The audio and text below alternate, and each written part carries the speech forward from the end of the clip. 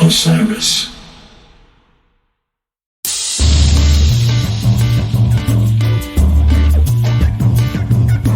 Hello and welcome to Spotlight On, presented by Osiris Media. I'm your host, Lawrence Purrier. Today, the spotlight shines on musicians Bart Wirtz and Emiel van Rijthoven, who together perform and record under the name WAAN, which is Dutch for Craze. WAAN have a new record, Echo Echo, out on February 24th through the Sonar Kollektiv label. As of this recording, 3 tracks have already appeared in streaming outlets and through the band's bandcamp page. In fact, just hours before we spoke, the final advanced track, Omi, dropped. If you're a fan of Floating Points, Bad Bad Not Good, Ezra Collective, or any of the other modern artists making jazz more electronic, or making electronic music more improvisational, WAAN is for you. I hope you enjoy our talk and you check out their music.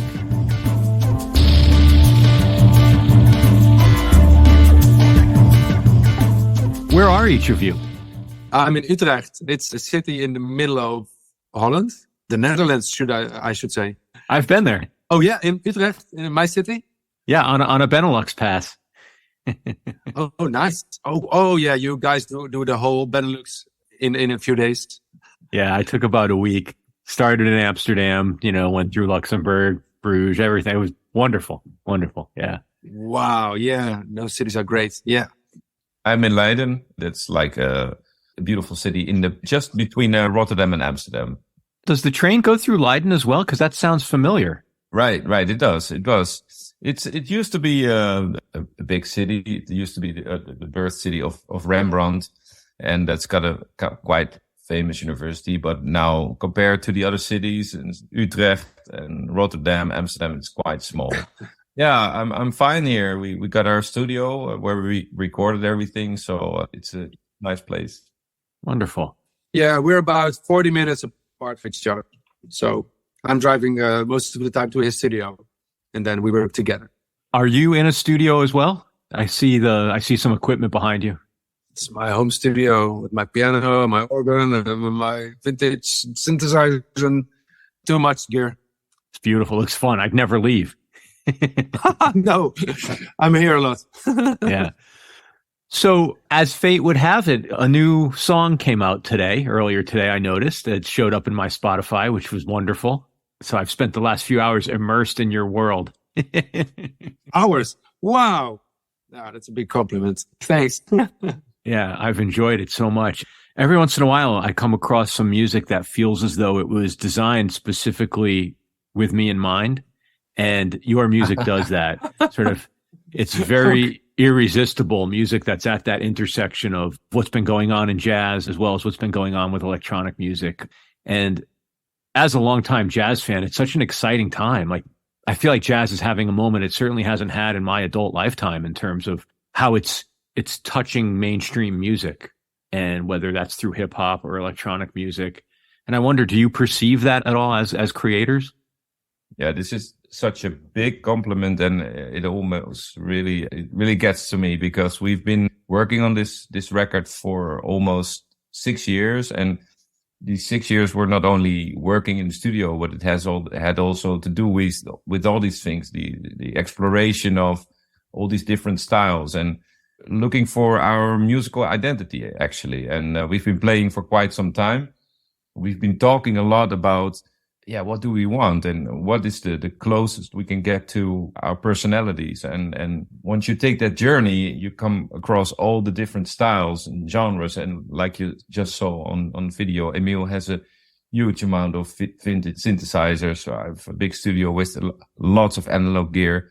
So what you described in 2 sentences is like the bottom line, what I'm trying to explain in a much longer story. But I mean, you're right. It's very interesting to bring together all these worlds of electronics and also improvisation. And our producer, Oscar de Jong, he was like constantly saying, guys, don't forget to play, because playing, and where we come from, like improvisation, connecting with each other, that's the most important thing of jazz, and that's where we were born.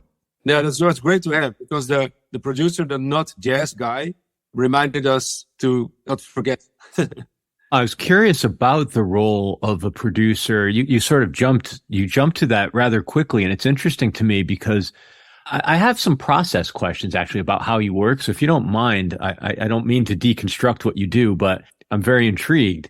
In the type of work you have wound up creating, what is the role of the producer?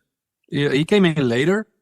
So with the two of us, made the first progression on the songs, on the different songs. And later on, Oscar came in and started interfere with our music, and really in a super honest way. So he's really saying really bland, like, this is great, this sucks, I don't like it. And in such a way that we could argue with, and sometimes he turned around like, oh yeah, okay, I do like it.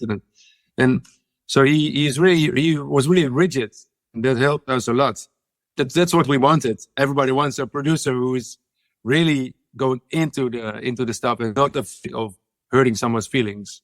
Yeah, and at the same time, we share the same studio. So, and he's coming from this electronic dance stuff. But he has a big knowledge of old jazz records. So he said, yeah, this reminds me of this record with Eric Dolphy and Oliver Nelson. Let's go into that. So this was really nice. Somebody, helping us out with a broader view than just, can we play an F over C major sharp 11 chord, Yeah. Yeah. Stuff like that. Sometimes giving direction a bit. Yeah. Yeah, that's sort of where I wanted to tease out a little bit was when you say, he likes something, he doesn't like something, there's lots of different types of roles a producer can play in the crafting of a sound or the crafting of an album. And it sounds like as part of the journey you went on, did you reach a point where you needed somebody to come in to help you get there? If you mentioned the 6-year-long sort of exploration of who you were together. Did you reach a point where you needed that? That's a good one. My first reaction would be, I don't think so. It just happened. That's why we also said produced by WAAN and Oscar, because we were already taking those steps, and it was like not more than logical that Oscar just joined us, and he did so much more work, so much more time than we could ever pay him. So this is like kind of on base of a friendship, musical brotherhood, something like this. We could have done it with the two of us. We could have, but I really don't know how it would have sounded or what it would have been. But he blended in just fine. It was super nice. To just ask a little bit more along the process lines, am I correct in when I read that essentially you recorded as an ensemble, improvised, you recorded the works, and then the two of you sort of came in and did more production over it, sounds, electronics? Could you take me through that a little bit? Do you want to describe it, Bart? Because it was also for you a personal journey. Yeah, well, we started out playing in my group like 6 years ago. Was my record under my own name, and then I thought, okay, I want to start a group because I want to explore more this field of electronic music and acoustic music and combining it. And a good way seemed to me to form a band, to adapt a name that is not mine. This was a transition that took some time, and then Emiel and I finally decided, okay, throw everything away. We started at point zero, and then we had some ideas already. So we made these demos, and with these demos in mind, that changed like some tunes that changed 5-6 times.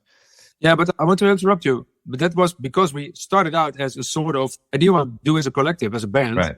Yeah. And then we recorded some stuff already.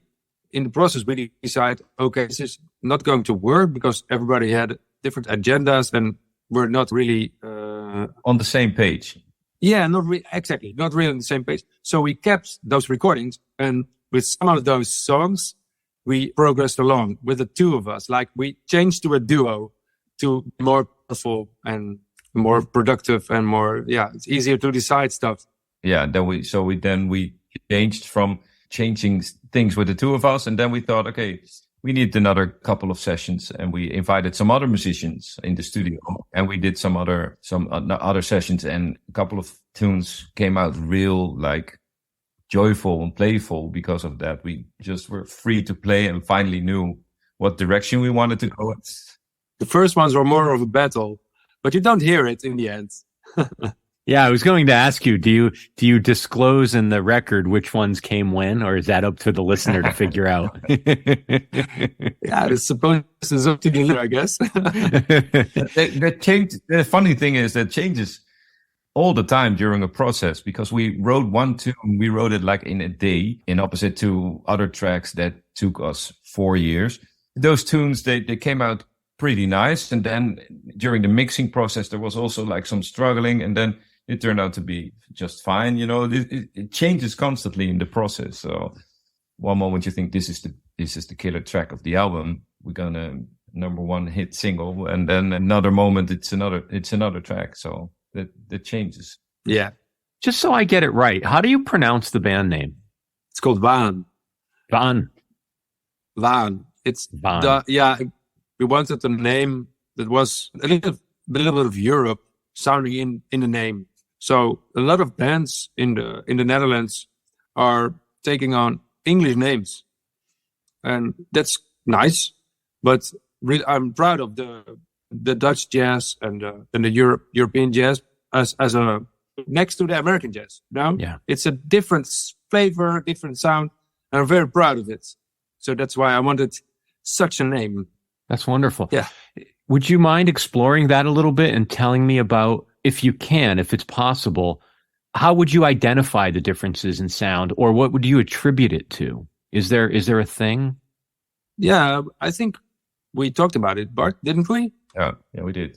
I think it all started with, well, let me talk, because it's hard to talk for you, Emiel. But for me personally, I started playing saxophone because of the records of Cannibal Adderley, John Coltrane, Arthur Blythe. My father had a big record collection. He was a valve trombone player, so it automatically, got to me, and started playing jazz when I went to the conservatory. That's the college for music here. I wanted to study jazz and nothing but it. And then when I came there, I was before actually in high school, I was playing with some funk groups and also a group with a native language, the Dutch language, now you know what I mean. So this was all these influences came to me when I was at conservatory. And then my interest started in, okay, what's my identity and what's my thing. And then one of my first records, I went to the States to play with my heroes, Nicholas Payton on trumpet, Kendrick Scott on drums, Richie Goods bass, and Xavier Davis. And this was like a dream come true.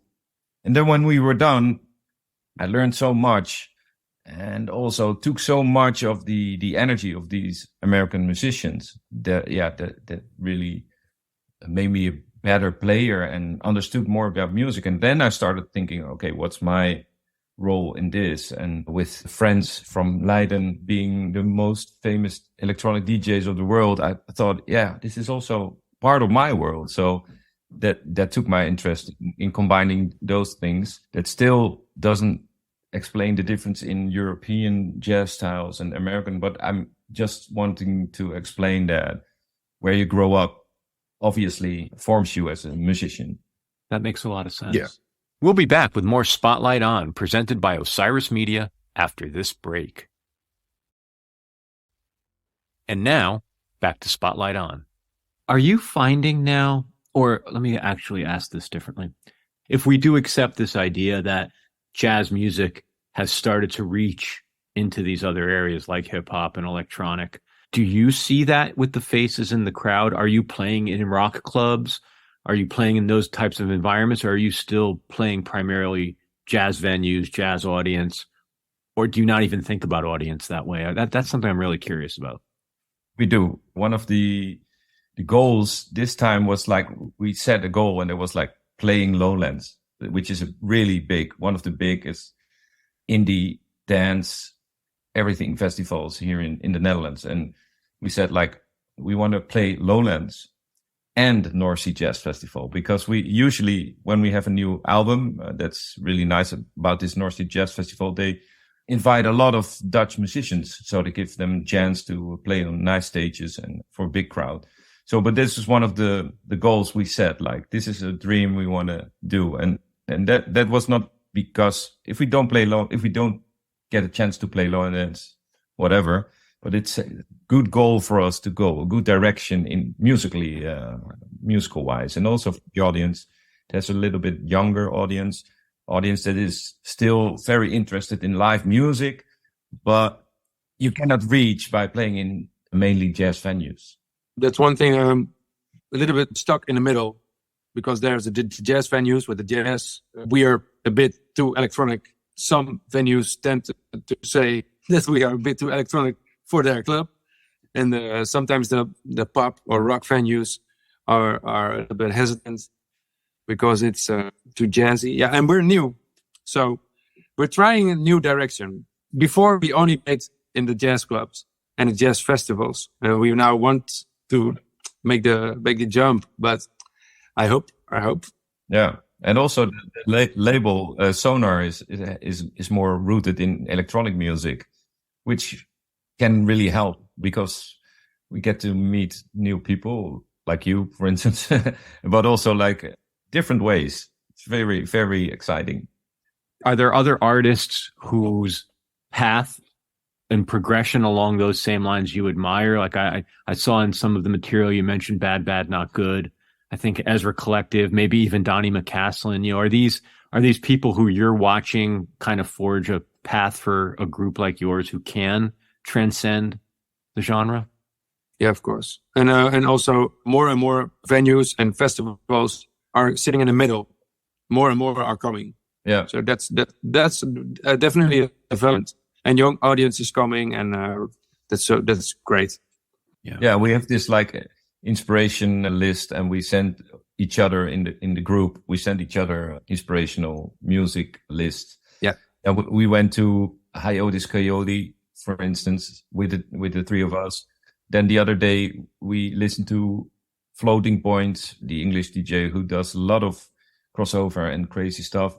And then we go from Bad Bad Not Good to Belgian bands, for instance, which have a very vivid jazz scene with the stuff and more of those groups. Yeah, it's happening everywhere, and it's really interesting. Yeah. It's really exciting. Yeah, I'm not familiar with stuff, but in the last 2 weeks, their name has come up multiple times. So I feel like I need to dig in. Yeah, I heard they're gonna do their last tour, but I'm not sure if I'm now being Dutch tabloid style, doing Dutch style, but that's what I heard.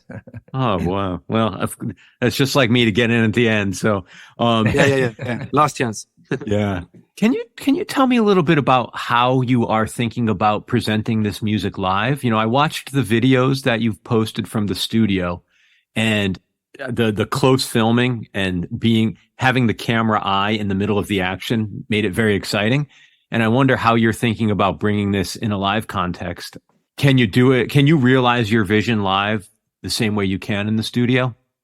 Yeah, actually, yes. And it's also, again, a process. The band is new. So the guys who are playing live with us are Mark Schilders and Matteo Matsu. And that's the drummer and the bass player. And we're just getting to know each other, like playing wise, but they're so good. So the level we get in is like already it sounds great for us. I'm very happy with it, with the way it sounds already.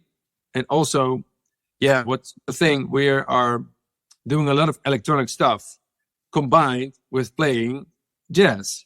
So we didn't want to be a slave of the computer. So there's no backing track. So we are not playing along. So we are all playing the sounds, the different sounds, to match the sound of the produced album. So we are really trying to let people hear live the same kind of sound image, the same sound that they hear on the album. But we also now realizing we have to play more, not forget to play and have fun, and we're still a bit trying to get on top of it, you know? Yeah. Yeah, and let's not forget that Emiel is really like a technical wonder, and he is like the mother of band because he owns his whole mothership with Ableton, and we are all connected to him. So we play, we all have MIDI connected to Emiel's computer, there are samples, there is some analog shit going, and it's all connected to synthesizers, motherboard. Hammond orgel samples. Yeah, so everybody, we're now looking for a way to, and tomorrow we have our first tryout. So we are now ready for it. We've been trying to combine those electronics and still have the playfulness of improvising and playing with each other. Yeah, that's exciting. Yeah, it really is. Emiel, do you mind me asking, are you performing on your keyboard and processing their sounds at the same time? Or like what is the interconnectedness that Bart refers to? What is that about? There is, for instance, the drummer has a little pad that he triggers samples like an electronic clap or other things. So that's a sort of electronic drumming he does. I switched for everybody. I switched the sounds per song. So he has another set of samples. It's all central with me. And also when Bart is not playing the saxophone, he can, but I'm playing a solo, for instance, or there's a part where he is not playing, then he can play on the keyboard and also extra stuff that's in the song.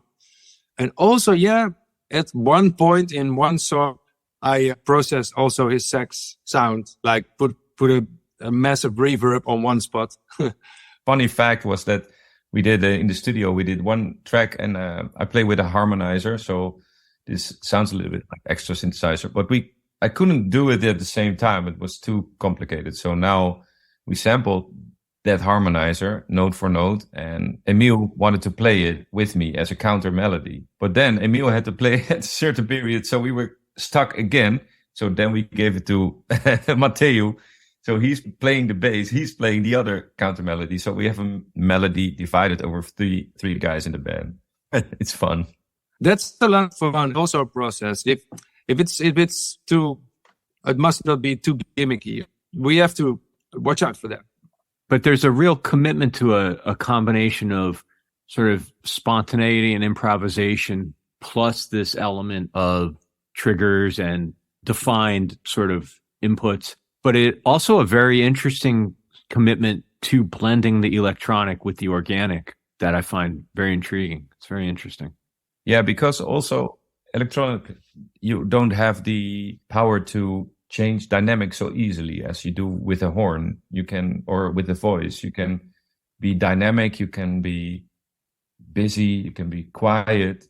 There are so many possibilities that a sample doesn't have, for instance. So you have to create those samples that can be available for the flow that you're looking for. Yeah, and not overplay or over process, I would imagine, is a challenge. You can lose yourself in that. Emiel, are you a gearhead? Are you a collector? Do you accumulate lots of electronics, or like how? Yeah. What's your experience there? Is it a discipline you have to have? Addiction. Yeah, I did so. Now not so much anymore. Or maybe no, not so much. No, or like one thing a year or so. Maybe I did have a phase in my life when I collected a whole lot of stuff. Yeah, and I really like it. I studied electronics before I did music. So that's my second love is electronics. I also repair all the and restore all the things I buy. Oh, wow. It's like Zen with the soldering iron and figuring out the problem. Oscar's still waiting for his Farfisa for 2 months now. Yeah, sorry, I'm a little bit busy. Sorry. Yeah. So I really love it. And also I'm really handy with computers and stuff. I've always been. So I feel really comfortable with complex stuff on stage. I don't have any fear at all. So that's one thing you have to have. Else you wouldn't, you shouldn't do this. It's too much stress. I don't feel it that much. How much gear will you bring to the gig tomorrow? Like, seeing those studio videos, and just what you showed me over camera, you have a lot of equipment. What's your live rig? Shall I go first, Bart? Yes. I'll have a coffee. Yeah. No. To be honest, as little as possible. It's a Fender Rhodes, a real one, and it's midified also. So I can play different sounds on the Fender and then mute the original sound and then play, for instance, a clavinet or a Wurlitzer sound on the Fender Rhodes. And then a synthesizer, virtual analog, Roland System 8 thing. It's really, I can do anything I want with it. It's my bread and butter thing. And the other keyboard is the third one and last one is a Nord stage, but I only use it as MIDI controller. So it could be any keyboard whatsoever.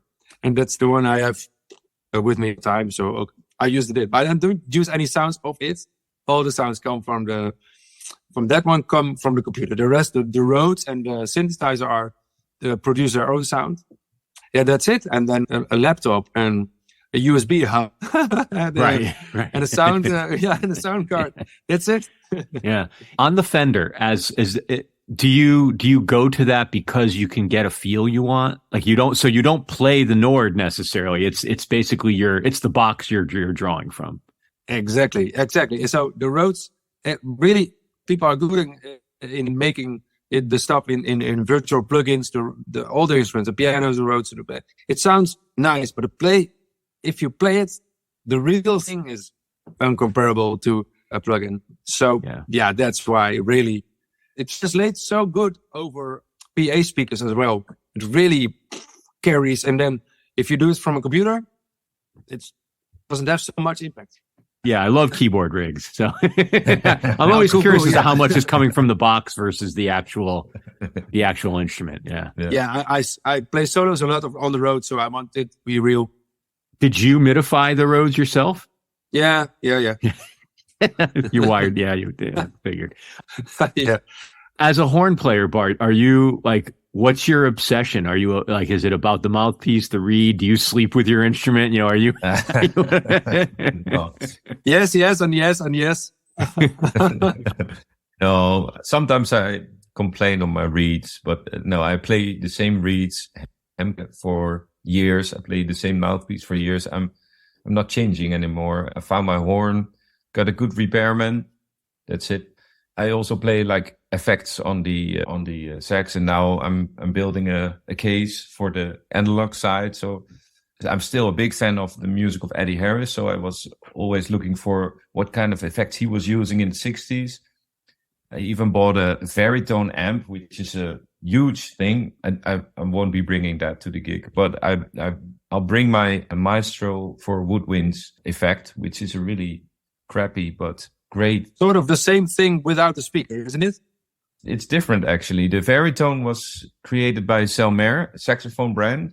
Uh-oh. And the Maestro was created by Gibson back in the 60s. Cool. Eddie Harris, for instance, used them both. And it's limited. You cannot do so much with it. But the sound that it creates is still really, really rich. And I like it, especially in combination with the Roland Space Echo, what we use. So I got some pedals for that. And I use a piezo element in my sax that's connected to these effects and also the harmonizer. And then I can switch to the clean sound on my DPA microphone. So this is what I'm mainly worried about at the moment, and not so much the reeds or the mouthpiece. And when I sleep, my horn is in the corner of the room. So we can separate our private life and playing live. I sort of, just to get a little bit more of the history lesson from you, it didn't occur to me that jazz musicians were using effects that way. Was Eddie Harris using that rig live, or was that just for the studio? Yeah, also live. Go to YouTube and see the live recordings. Of course, famous ones with Les McCann live in Switzerland. But also you'll see, I was like freezing these images to see what he was using. Yeah, so sometimes he brought them live, and especially in the studio, only could have dreamed to be there one day and see what he was doing, because it's so rich in different kind of sounds. He must have been exploring the whole studio and all what he could do with it. But also other musicians, like there is this nice live record of Cannibal Adderley playing with Lou Rawls, for instance, live in New Orleans. I thought, and he's also playing the Veritone amp, and also Sonny Stitt did a record with it. Clark Terry played with the Veritone amp. So there was a period in the late 60s, 70s, I guess, where there were already explorations on that field. And I've always played with effects, because we used to have a group here in Holland, and we were already like using these stomp pedals, little boss pedals, guitar pedals, everything, to see what it did on the horn. it's a line where it can be very cheap, in my opinion. So put a pedal on it with a wah-wah on the saxophone sounds a little bit easy. It's not the sound that I prefer live. Are you able to articulate with the electronics? Are you able to articulate what is it you're going for? What is it that what is it adding for you that's interesting? Sound, texture, sound. Yeah. It can make your sound richer, and also in our studio we're also producing. So I've always been interested in the sound of a group and the sound of everything. Sound is so important to me, and I think when you go, for instance, to a music school, conservatory, the main focus is usually to get your technique together, to get your embouchure together, which obviously also has something to do with sound. But I mean, there are so many fields that are underestimated. Could you say something like this? I mean, if you listen to singers, they're mainly concerned about sound. This is how you reach people. It's not always about technique. If you listen to Tom Waits, for instance. So that fascinates me. And also the what can I do with the sound of the horn? What can I do with the sound of the mouthpiece alone, with the neck? But also, and these effects are like a extension of that. I'm curious about, what is the scene like where you both are? You know, are you sort of lone operators out in the wilderness, or are you part of a larger community? Is it vibrant? How would you categorize what it's like in your creative environment and your creative world? Is it a good time? Yeah, I guess so. I was very much active in the pop music and the rock music, even the country scene for the last decade. I'm sort of reintroducing myself back into the scene a bit. And I think, Bart, you really stayed in the jazz. So you're more people in the jazz than me. Well, everybody knows each other here, I guess. Like, there are many musicians, but the scene is not that big. And there are a lot of musicians actually in the Netherlands, a lot of venues. But like everywhere, I guess, the traditional jazz venues are kind of disappearing a little bit. Instead, there are popping up some really nice festivals, crossover festivals with indie, rock, pop, hip hop, jazz, world music, whatever. So that's kind of interesting. But yeah, and concerning the music scene, there is a really good music scene. It's very interesting, all these things that are happening, I guess. Yeah, and we contacted Mark, the drummer, and he's a mutual friend of us, and we played with him separately also. And then he was enthusiastic about joining the band. And then we would search for a bass player. And that's the thing. You know everybody, and you want something. We were looking for something new. And then he came in because he was teaching at the musical school of Amsterdam. So he knew a guy. Like, oh, yeah, that's a student of mine. He just graduated. So we have a very young bass player now. And maybe typical for the scene is that Mark is one of the best jazz drummers we have, but he used to play bass in the band of WeFall. And WeFall is a really popular dance act, which I think they toured through the States as well. So they're becoming quite big. And he was playing bass and sometimes drums. So his openness to all sorts of music is really what draws to him. So the record comes out at the end of February. Is that am I correct? February 24th? Sound right? Correct. Yeah. Yeah. Correct. And is today's single drop the last song we'll get in advance? Is it now we have to wait another month or so? Yeah, I guess so. We drop another video. Hopefully, if it turns out that we can use it when the album releases, isn't it? Is that right? Yeah. And I think what they do is, but that is something the label said. When we drop the album, automatically a new single will be launched as well. So together, I guess. Yes, man, we're getting old. We don't know about all these strategies and tactics. I understand. Well, I'm going to look forward to that, and we will make sure that in the episode notes, people know where to find the music and learn more about the two of you. Thank you. Thank you so much for making time to do this. I really appreciate it. No worries. It was great. Thank you. It's so nice to talk to you being so enthusiastic and open. So thank you. Well, good luck. Break a leg tomorrow night. I hope that all the electronics deliver what they're supposed to so that the band can deliver what it needs to. Well, that's the advantage of a jazz group. We can always relate on our acoustics, you know. That's a good point. Don't Yeah, worry. if the electronics break down, you could still play. problem. That's wonderful. That's wonderful. Thank you so much, Bart Wirtz, Emiel van Rijthoven, and WAAN. As always, thank you for listening to Spotlight On, which is presented by Osiris Media. Executive producers are Lawrence Purrier, RJB, Brian Brinkman, and Matt Dwyer. Producers are Lawrence Purrier and Michael Donaldson. Our theme music is by Q-Burn's Abstract Message. If you like what you've heard, please share us with a friend and leave a review on your podcast platform of choice. Don't forget to visit us online at spotlightonpodcast.com or at SpotlightOnPod on Instagram and Twitter. Thanks for listening, be safe, and stay in touch.